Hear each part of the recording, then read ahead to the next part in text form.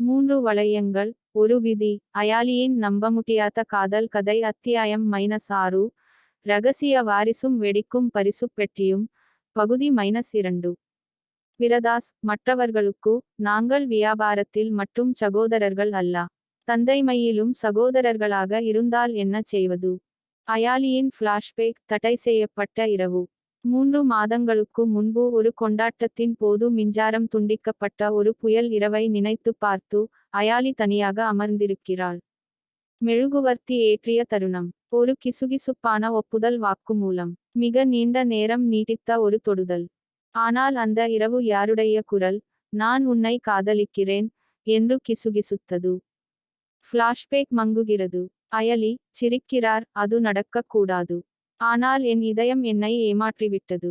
காட்சி 6, நகைச்சுவை குழப்பம், போலி மோதல்.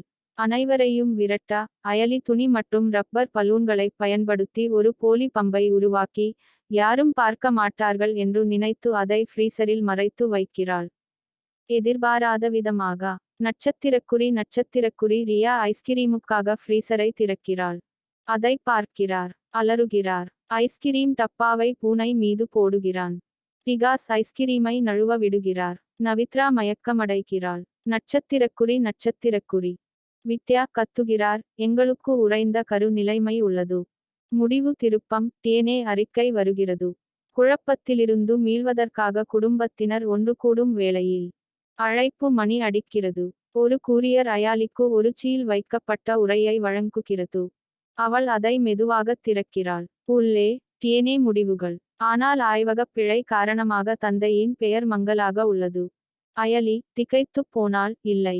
இப்போது இல்லை.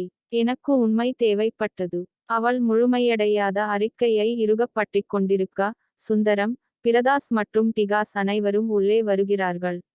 ஒவ்வொருவரும் அவளுக்காக ஒரு பரிசைப் பிடித்துக் கொண்டு. சுந்தரம், நீ எதையோ மறைக்கிறாய் என்று எங்களுக்குத் தெரியும், அயலி. பிரதாஸ், ஆனால் அது எதுவாக இருந்தாலும். டிகாஸ், நாம் அதை ஒன்றாக எதிர்கொள்வோம். 3 வளையங்கள், ஒரு விதி, அயாலியின் நம்பமுடியாத காதல் கதை அத்தியாயம் -7 தொடரும்.